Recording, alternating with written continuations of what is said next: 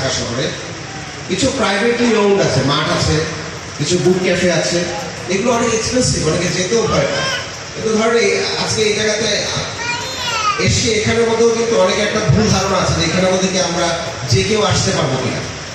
আমি নিজে ঘুরে দেখেছি এবং আপনারাও চাইলে আসতে পারেন, এখানে অ্যাক্সেসে কোনো বাধা নেই, যে কেউ যে কোনো সময় আপনি আসতে পারবেন।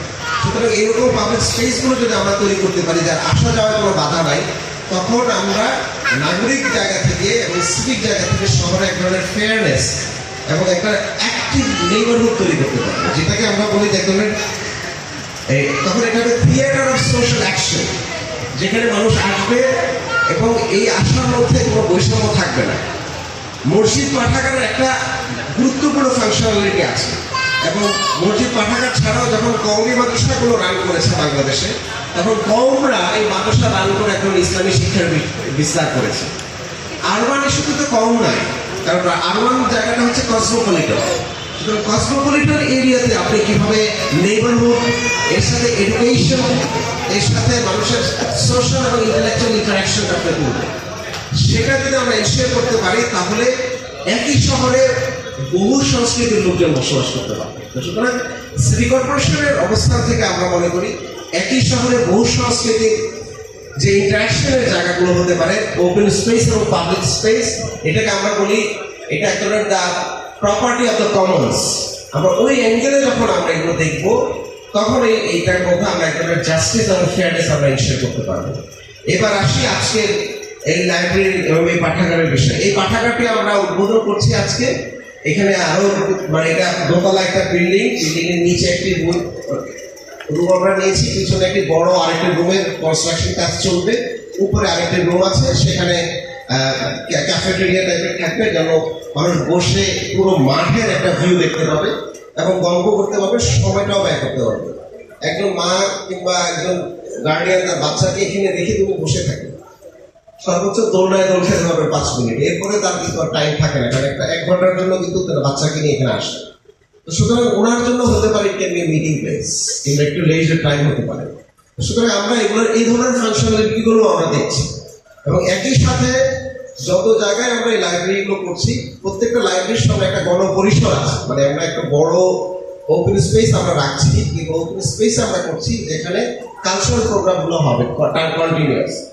আমরা ধরেন মুগ্ধ মঞ্চ করেছি উত্তরায়, মুগ্ধ মঞ্চ করে আমরা এই মুগ্ধ মঞ্চের আগামী 1 বছরে কি কি প্রোগ্রাম হবে সেটা আমরা ফাইন্ড আউট করে দিচ্ছি।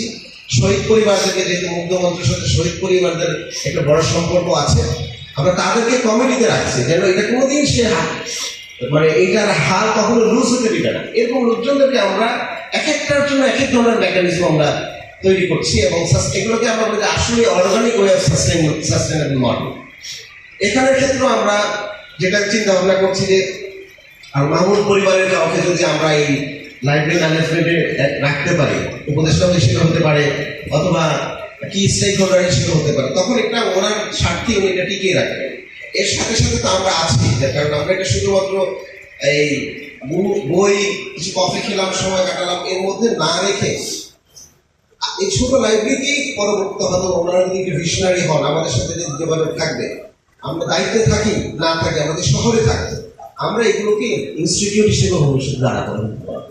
সুতরাং ওরকম জিনিসগুলো মাথায় রেখে আমরা আসলে এই কাজগুলো করছি। তো একদিকে আমরা ধন্যবাদ জানাচ্ছি কবি পরিবারের যারা আছেন তাদেরকে, এটা আমাদের জন্য একটি গল্প যে আমরা বলতে পারবো, এখানে আপনারা যারা আছেন বলতে পারবেন যে এটা যখন উদ্বোধন হয় তখন কবির কন্যারা এবং ছেলে আসছিলেন, তাদের উপস্থিতিতে এটা আমরা উদ্বোধন করেছি। এটা আমার এবং আমার ব্যক্তিগত আমার জীবনেও এটা একটি আমি মনে করি একটা মেমোরেবল স্মৃতি, যে ভবিষ্যতে আমি যখন কোনো কিছু বলবো আমি বলতে পারবো যে এই লাইব্রেরিটা যখন আমরা উদ্বোধন করেছিলাম তখন কবির ফ্যামিলি মেম্বার ছিলেন আমাদের সাথে। সুতরাং এটা একটা প্রেশাস টাইম, এবং আপনাদেরকে অনেক ধন্যবাদ যে আপনারা এই সুযোগটা আমাদেরকে করে দিয়েছেন, যে আমাদেরকে দিয়েছেন। ভবিষ্যতে আপনারা যারা এসছেন আপনাদের সকলকে অনেক ধন্যবাদ জানাচ্ছি, সময় দিয়েছেন, এবং ভালো থাকবেন সবাই। আমরা তো আছি আপনাদের সাথে। ধন্যবাদ। ধন্যবাদ জনাব মোহাম্মদ এজাজ মাননীয় প্রশাসক ঢাকা। হ্যালো। ঢাকা উত্তর সিটি কর্পোরেশন। আসলে আমার কোনো দোষ নেই, মাইক্রোফোনটা মাঝে মধ্যে থেকে বন্ধ হয়ে যায়, তাই আমিও বন্ধ হয়ে যাই। এখনো যে দিচ্ছি মাঝে মধ্যে কথার মাঝে ব্রেক হয়ে যাচ্ছিল অনেকটাই। আবার আপনাদের সকলকে অনেক অনেক ধন্যবাদ জ্ঞাপন করছি। আমরা সবাই সবার ব্রেকটি করতালি দেব। অনেকটা সময় একসাথে সবাই ধৈর্য নিয়ে পুরো আয়োজনটি আমরা উপভোগ করেছি। এবারে আমরা ফিতা কেটে আমাদের আজকের এই পাঠাগার বলি, গ্রন্থাগার বলি, যা কিছু বলি না কেন, সেটির আমরা ফিতা কেটে অফিসিয়ালি আমরা এটা শুভ উদ্বোধন ঘোষণা করবো। আমাদের আগত অতিথি যারা রয়েছে সকলকে নিয়ে আমরা এখন ফিতা কাটবো।